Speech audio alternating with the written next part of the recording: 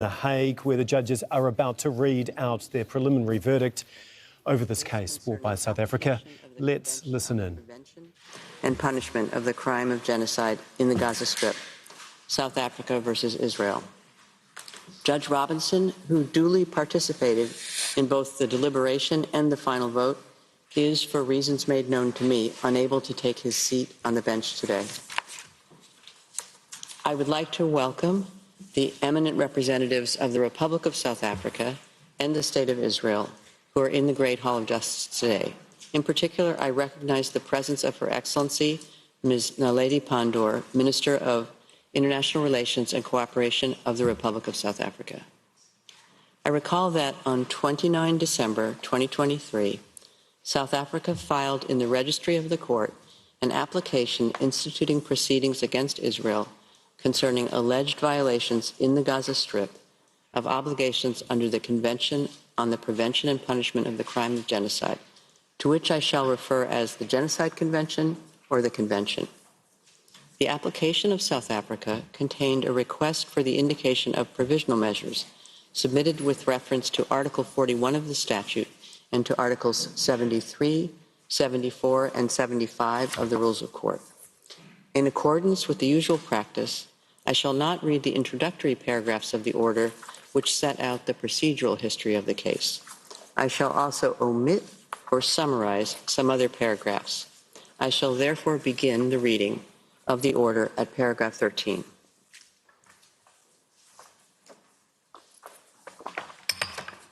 In the order, the court begins by recalling the immediate context in which the present case came before it. It observes that on 7 October 2023, Hamas and other armed groups present in the Gaza Strip carried out an attack in Israel, killing more than 1,200 persons, injuring thousands, and abducting some 240 people, many of whom continue to be held hostage. Following this attack, Israel launched a large-scale military operation in Gaza by land, air, and sea, which is causing massive civilian casualties, extensive destruction of civilian infrastructure, and the displacement of the overwhelming majority of the population in Gaza. The court is acutely aware of the extent of the human tragedy that is unfolding in the region and is deeply concerned about the continuing loss of life and human suffering. The ongoing conflict in Gaza has been addressed in the framework of several organs and specialized agencies of the United Nations. In particular, reservations have been adopted by the General Assembly and the Security Council of the United Nations, referring to many aspects of the conflict. The scope of the present case submitted to the court, however, is limited, as South Africa has instituted these proceedings under the Genocide Convention. The court then turns to the conditions needed to be fulfilled in order for it to indicate provisional measures. With respect to the question of prima facie jurisdiction, the court observes that it may indicate provisional measures only if the provisions relied on by the applicant appear prima facie to afford a basis on which its jurisdiction could be founded, but it need not satisfy itself in a definitive manner that it has jurisdiction as regards the merits of the case. In the present case, South Africa seeks to found the jurisdiction of the court on Article 36, Paragraph 1 of the Statute of the Court and on Article 9 of the Genocide Convention. The court must therefore first determine whether those provisions prima facie confer upon it jurisdiction to rule on the merits of the case, enabling it, if the other necessary conditions are fulfilled, to indicate provisional measures. Article 9 of the Genocide Convention provides, I quote, disputes between the contracting parties relating to the interpretation, application, or fulfillment of the present convention, including those relating to the responsibility of a state for genocide or for any of the other acts enumerated in Article 3, shall be submitted to the International Court of Justice at the request of any of the parties to the dispute. End of quote. South Africa and Israel are both parties to the Genocide Convention, and neither of them has entered a reservation to Article 9 or any other provision of the Convention. The court then recalls that Article 9 of the Genocide Convention makes its jurisdiction conditional on the existence of a dispute relating to the interpretation, application, or fulfillment of the Convention. A dispute is a disagreement on a point of law or fact, a conflict of legal views or of interests between parties. In order for a dispute to exist, it must be shown that the claim of one party is positively opposed by the other. The two sides must hold clearly opposite views concerning the question of the performance or non-performance of certain international obligations. To determine whether a dispute exists in the present case, the court cannot limit itself to noting that one of the parties maintains the convention applies while the other denies it. Since South Africa has invoked as a basis for the court's jurisdiction the compromissory clause of the Genocide Convention, the court must also ascertain at the present stage of the proceedings whether it appears that the acts and omissions complained of by the applicant are capable of falling within the scope of that convention, ratio materiae.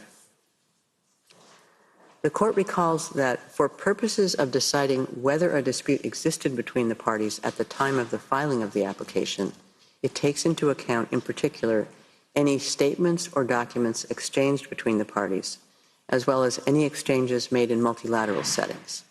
In so doing, it pays special attention to the author of the statement or document, its intended or actual addressee, and its content. The existence of a dispute is a matter for objective determination by the court. It is a matter of substance, not a question of form or procedure. The court notes that South Africa issued public statements in various multilateral and bilateral settings in which it expressed its view that, in light of the nature, scope, and extent of Israel's military operations in Gaza, Israel's actions amounted to violations of its obligations under the Genocide Convention. For instance, at the resumed 10th Emergency Special Session of the United Nations General Assembly on 12 December 2023, at which Israel was represented, the South African representative to the United Nations stated that, I quote, "The events of the past 6 weeks in Gaza have illustrated that Israel is acting contrary to its obligations in terms of the Genocide Convention." End of quote. South Africa recalled this statement in its note verbal of 21 December 2023 to the Embassy of Israel in Pretoria. The court notes that Israel dismissed any accusation of genocide in the context of the conflict in Gaza in a document published by the Israeli Ministry of Foreign Affairs on 6 December 2023, which was subsequently updated and reproduced on the website of the Israel Defense Forces on 15 December 2023 under the title, "The War Against Hamas, Answering Your Most Pressing Questions," stating that, I quote, "The accusation of genocide against Israel is not only wholly unfounded as a matter of fact and law, it is morally repugnant," end of quote. In the document, Israel also stated that, I quote, "The accusation of genocide is not just legally and factually incoherent, it is obscene, and that there was no valid basis in fact or law for the outrageous charge of genocide," end of quote. In light of the foregoing, the court considers that the parties appear to hold clearly opposite views as to whether certain acts or omissions allegedly committed by Israel in Gaza amount to violations by the latter of its obligations under the Genocide Convention. The court finds that the aforementioned elements are sufficient at this stage to establish prima facie the existence of a dispute between the parties relating to the interpretation, application, or fulfillment of the Genocide Convention. As to whether the acts and omissions complained of by the applicant appear to be capable of falling within the provisions of the Genocide Convention, the court recalls that South Africa considers Israel to be responsible for committing genocide in Gaza and for failing to prevent and punish genocidal acts. South Africa contends that Israel has also violated other obligations under the Genocide Convention, including those concerning conspiracy to commit genocide, direct and public incitement to genocide, attempted genocide, and complicity in genocide. At the present stage of the proceedings, the court is not required to ascertain whether any violations of Israel's obligations under the Genocide Convention have occurred. Such a finding could only be made by the court at the stage of the examination of the merits of the present case. At the stage of making an order on the request for an indication of provisional measures, the court's task is to establish whether the acts and omissions complained of by the applicant appear to be capable of falling within the provisions of the Genocide Convention. In the court's view, at least some of the acts and omissions alleged by South Africa to have been committed by Israel in Gaza appear to be capable of falling within the provisions of the Convention. In light of the following, the court concludes that, prima facie, it has jurisdiction pursuant to Article 9 of the Convention to entertain the case. Given this conclusion, the court considers that it cannot accede to Israel's request that the case be removed from the general list. The court turns next to the question of standing of South Africa. Court notes that the respondent did not challenge the standing of the applicant in the present proceedings. In the case concerning application of the Convention on the Prevention and Punishment of the Crime of Genocide, the Gambia v. Myanmar, where Article 9 of the Genocide Convention was also invoked, the court observed that all states parties to the convention have a common interest to ensure the prevention, suppression, and punishment of genocide by committing themselves to fulfilling the obligations contained in the convention. Such common interest implies that the obligations in question are owed by any state party to all the other state parties to the relevant convention. They are obligations erga omnes partes, in the sense that each state party has an interest in compliance with them in any given case. The common interest in compliance with the relevant obligations under the Genocide Convention entails that any state party, without distinction, is entitled to invoke the responsibility of another state party for an alleged breach of its obligations erga omnes partes. Accordingly, the court found that any state party to the Genocide Convention may invoke the responsibility of another state party, including through the institution of proceedings before the court, with a view to determining the alleged failure to comply with its obligations erga omnes partes under the convention and to bringing a failure to the end. The court concludes prima facie that South Africa has standing to submit to it the dispute with Israel concerning alleged violations of obligations under the Genocide Convention. The court then turns to the question of the rights whose protection is sought and the link between such rights and the measures requested. It recalls that its power to indicate provisional measures under Article 41 of the statute has as its object the preservation of the respective rights claimed by the parties in a case, pending its decision on the merits thereof. It follows that the court must be concerned to preserve by such measures the rights which may subsequently be adjudged by it to belong to either party. Therefore, the court may exercise this power only if it is satisfied that the rights asserted by the party requesting such measures are at least plausible. At this stage of the proceedings, however, the court is not called upon to determine definitively whether the rights which South Africa wishes to seek protected exist. It need only decide whether the rights claimed by South Africa and for which it seeks protection are plausible. Moreover, a link must exist between the rights whose protection is sought and the provisional measures being requested. The court recalls that in accordance with Article 1 of the Convention, all states parties thereto have undertaken to prevent and to punish the crime of genocide. Article 2 provides that, I quote, "Genocide means any of the following acts committed with an intent to destroy in whole or in part a national, ethnical, racial, or religious group as such. A, killing members of the group. B, causing serious bodily or mental harm to members of the group. C, deliberately inflicting on the group conditions of life calculated to bring about its physical destruction in whole or in part. D, imposing measures intended to prevent births within the group. E, forcibly transferring children of the group to another group." End of quote. Pursuant to Article 3 of the Genocide Convention, the following acts are also prohibited by the Convention: conspiracy to commit genocide, direct and public incitement to commit genocide, attempt to commit genocide, and complicity in genocide. The provisions of the Convention are intended to protect the members of a national, ethnical, racial, or religious group from acts of genocide or any other punishable acts enumerated in Article 3.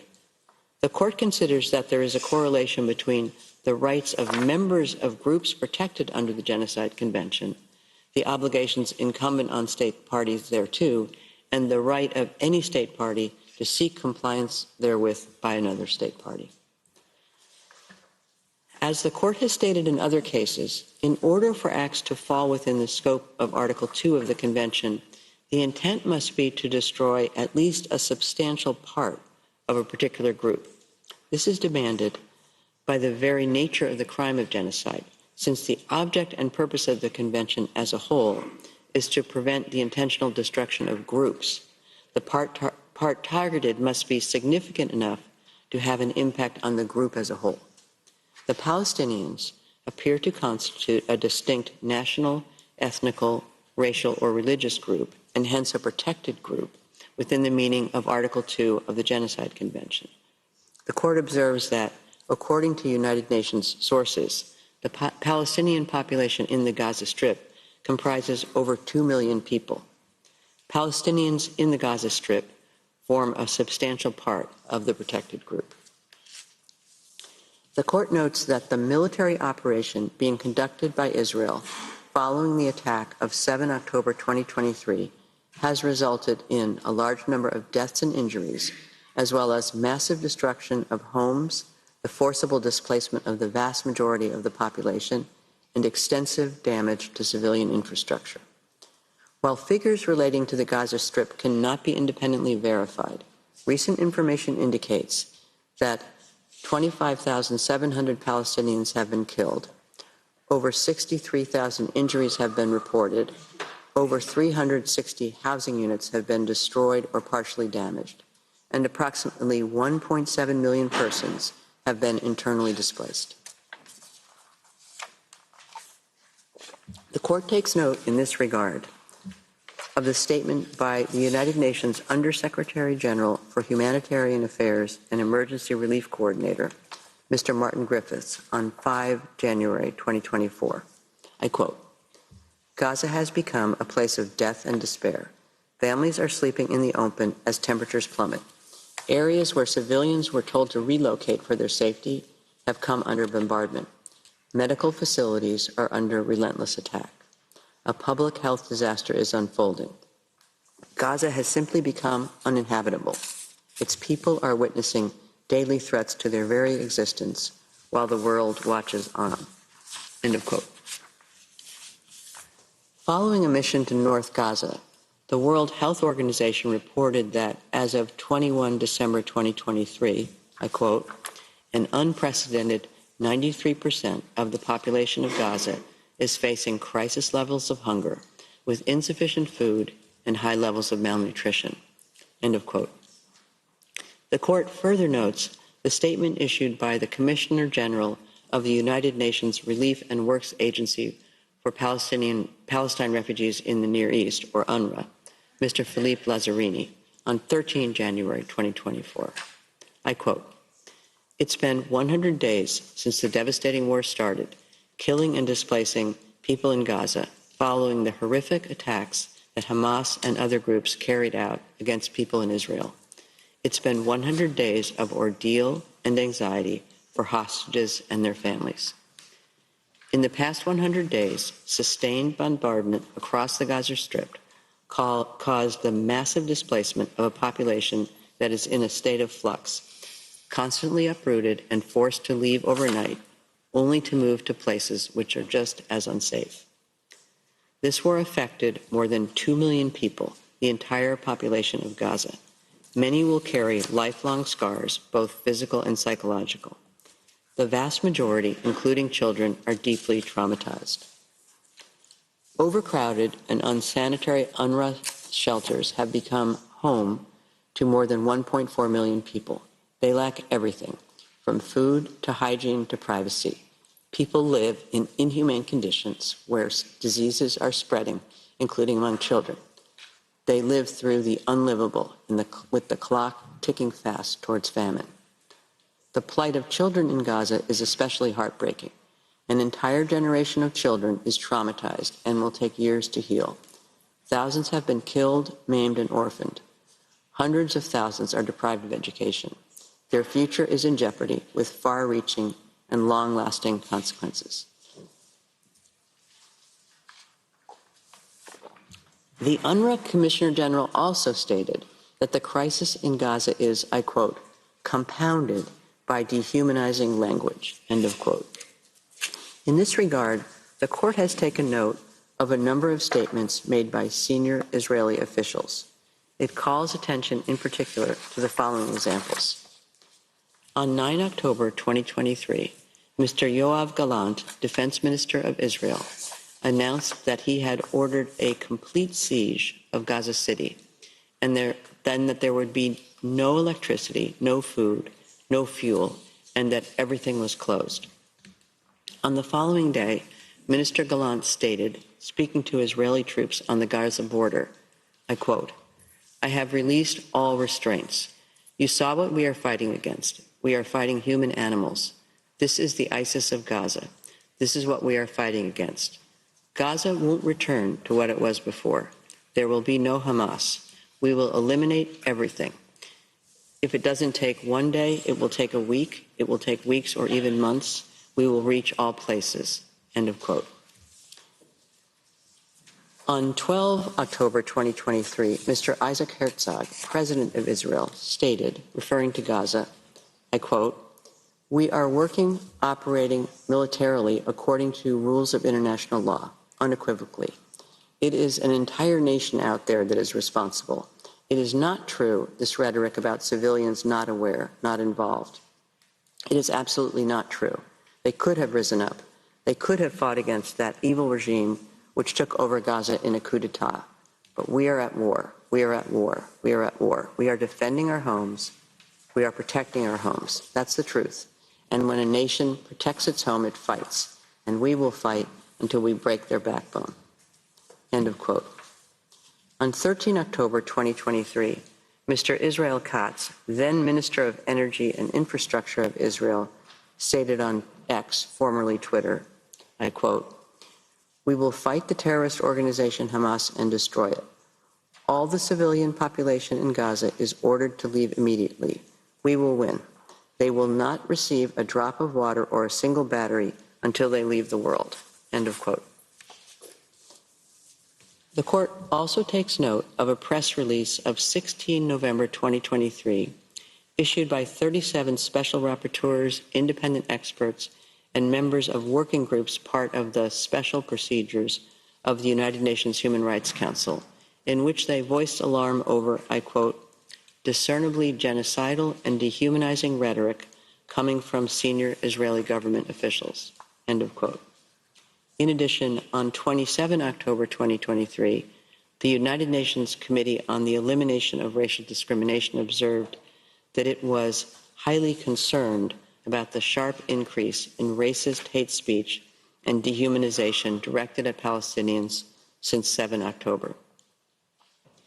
In the court's view, the aforementioned facts and circumstances are sufficient to conclude that at least some of the rights claimed by South Africa and for which it is seeking protection are plausible. This is the case with respect to the right of Palestinians in Gaza to be protected from acts of genocide and related prohibited acts identified in Article 3, and the right of South Africa to seek Israel's compliance with the latter's obligations under the Convention. The court then turns to the condition of the link between the plausible rights claimed by South Africa and the provisional measures requested.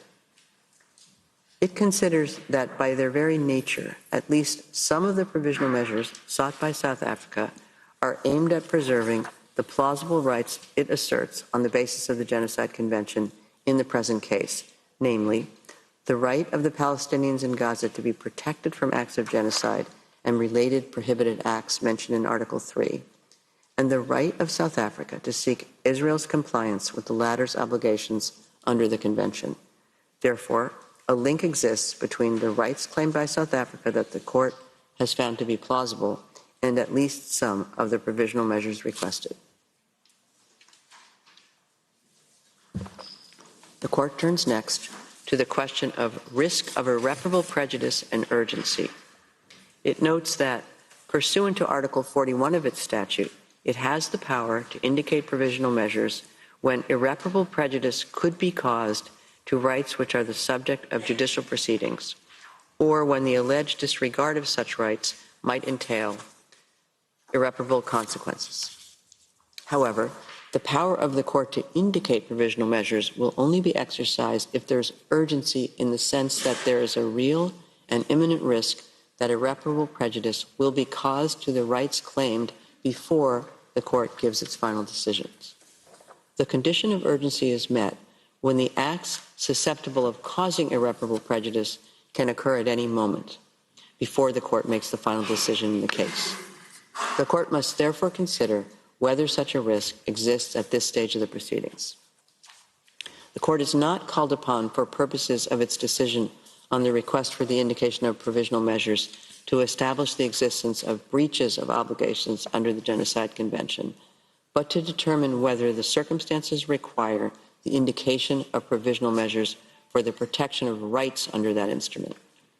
As already noted, the Court cannot at this stage make definitive findings of fact, and the right of each party to submit arguments with respect to the merits remains unaffected by the Court's decision on the request for the indication of provisional measures.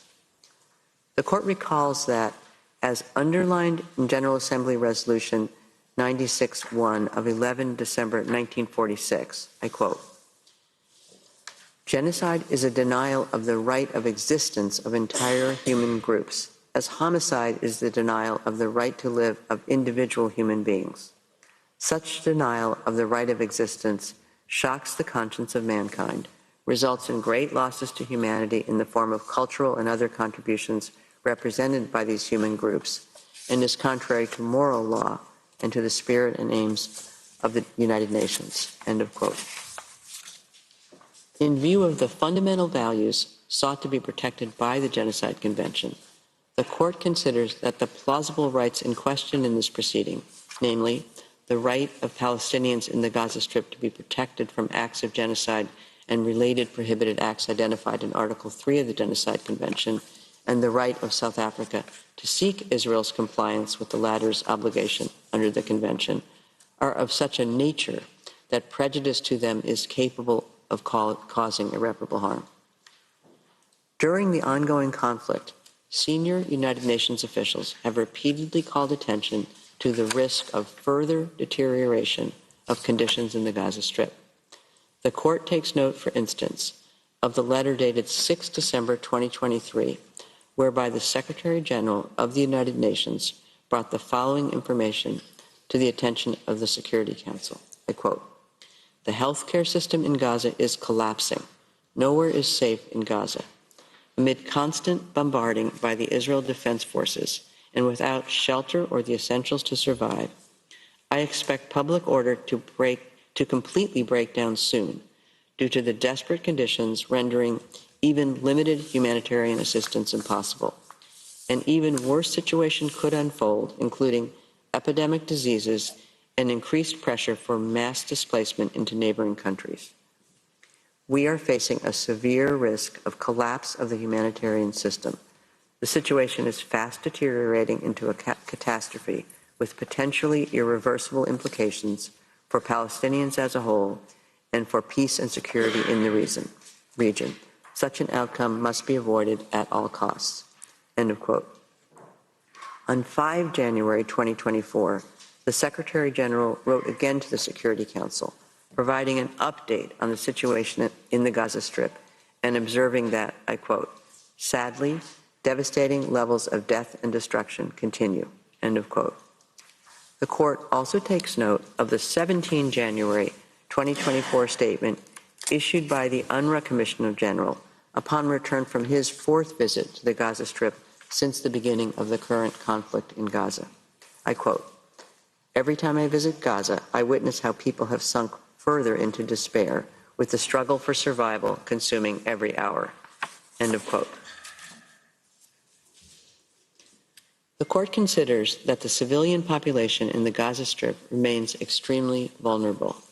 It recalls that the military operation conducted by Israel after 7 October 2023 has resulted inter alia in tens of thousands of deaths and injuries and the destruction of homes, schools, medical facilities, and other vital infrastructure, as well as displacement on a massive scale.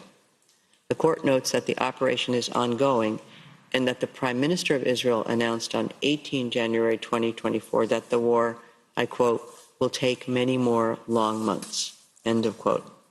At present, many Palestinians in the Gaza Strip have no access to the most basic foodstuffs, potable water, electricity, essential medicines, or heating.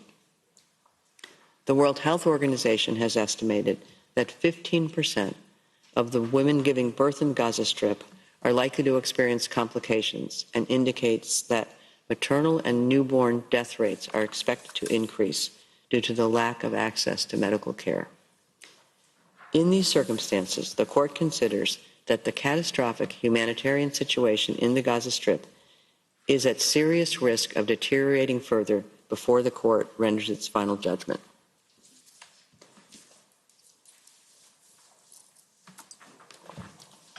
The court recalls Israel's statement that it has taken certain steps to address and alleviate the conditions faced by the population in the Gaza Strip. The court further notes that the Attorney General of Israel recently stated that a call for intentional harm to civilians may amount to a criminal offense, including that of incitement, and that several such cases are being examined by Israeli law enforcement authorities. While such steps are to be encouraged, they are insufficient to remove the risk that irreparable prejudice will be caused before the court issues its final decision in the case. In light of the foregoing, the court considers that there is urgency in the sense that there is a real and imminent risk that irreparable prejudice will be caused to the rights found by the court to be plausible before it gives its final decision. The court concludes, on the basis of the aforementioned considerations, that the conditions required by its statute for it to indicate provisional measures are met. It is therefore necessary, pending its final decision, for the court to indicate certain measures in order to protect the rights claimed by South Africa that the court has found to be plausible.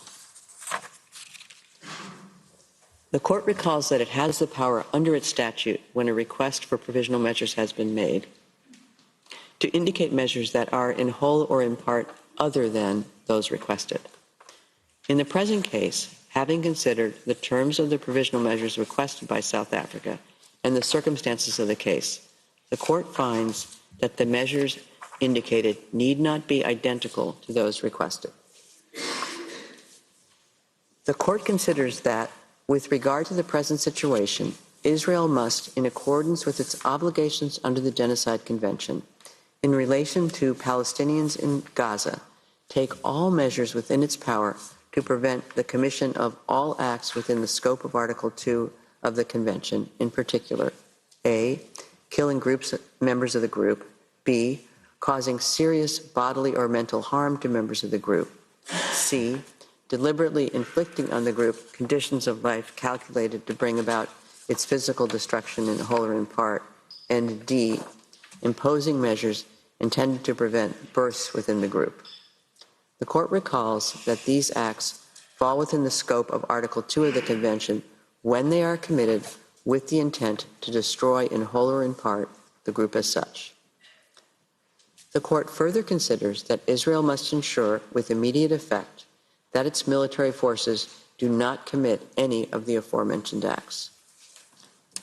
The court is also of the view that Israel must take measures within its power to prevent and punish the direct and public incitement to commit genocide in relation to the members of the Palestinian group in the Gaza Strip. The court further considers that Israel must take immediate and effective measures to enable the provision of urgently needed basic services and humanitarian assistance to address the adverse conditions of life faced by Palestinians in the Gaza Strip.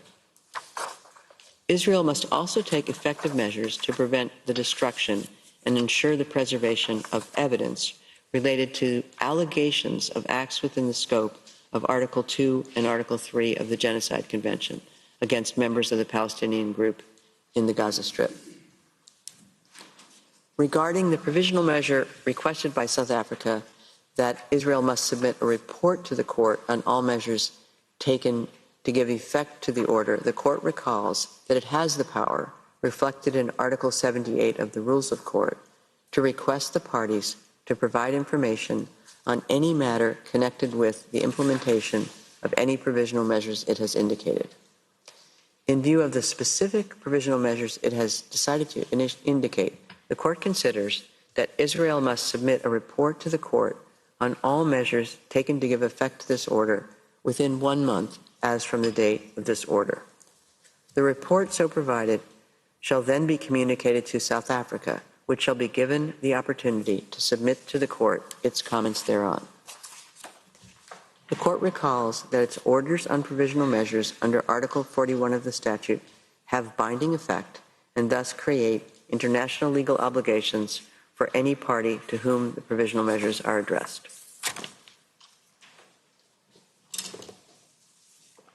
The court reaffirms that the decision given in the present proceedings in no way prejudges the question of the jurisdiction of the court to deal with the merits of the case or any questions related to the admissibility of the application or to the merits themselves.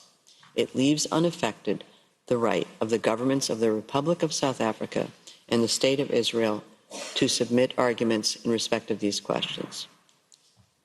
The order then states that the court deems it necessary to emphasize that all parties to the conflict in the Gaza Strip are bound by international humanitarian law. It is gravely concerned about the fate of the hostages abducted during the attack in Israel on 7 October 2023 and held since then by Hamas and other armed groups, and calls for their immediate and unconditional release. I shall now read out the operative part of the order. For these reasons, the court indicates the following provisional measures. 1. By 15 votes to 2, the State of Israel shall, in accordance with its obligations under the Convention on the Prevention and Punishment of the Crime of Genocide in relation to the Palestinians in Gaza, take all measures within its power to prevent the commission of all acts within the scope of Article 2 of the Convention, in particular, A, killing members of the group, B, causing serious bodily or mental harm to members of the group, C, deliberately inflicting on the group conditions of life calculated to bring about its physical destruction in whole or in part, and D, imposing measures intended to prevent births within the group. In favor, President Donahue, Vice President Gevorgian, Judges Tomka, Abraham, Benuna, Yusuf, Shway, Bandari, Robinson, Salam, Iwasawa, Nolte, Charlesworth, Brandt, Judge Ad hoc Moseneke. Against, Judge Sebatinde, Judge Ad hoc Barak. By 15 votes to 2, the State of Israel shall ensure with immediate effect that its military does not commit any acts described in point 1 above. In favor, President Donahue, Vice President Gevorgian, Judges Tomka, Abraham, Benuna, Yusuf, Shway, Bandari, Robinson, Salam, Iwasawa, Nolte, Charlesworth, Brandt, Judge Ad hoc Moseneke. Against, Judge Sebatinde, Judge Ad hoc Barak. By 16 votes to 1, the State of Israel shall take all measures within its power to prevent and punish the direct and public incitement to commit genocide in relation to members of the Palestinian group in the Gaza Strip. In favor, President Donahue, Vice President Gevorgian, Judges Tomka, Abraham, Benuna, Yusuf, Shway, Bandari, Robinson, Salam, Iwasawa, Nolte, Charlesworth, Brandt, Judges Ad hoc Barak, Moseneke. Against, Judge Sebatinde. By 16 votes to 1, the State of Israel shall take immediate and effective measures to ensure the provision of urgently needed basic services and humanitarian assistance to address the adverse conditions of life faced by Palestinians in the Gaza Strip. In favor, President Donahue, Vice President Gevorgian, Judges Tomka, Abraham, Benuna, Youssef, Shway, Bandari, Robinson, Salam, Iwasawa, Nolte, Charlesworth, Brandt, Judges Ad hoc Barak, Moseneke. Against, Judge Sabatinde.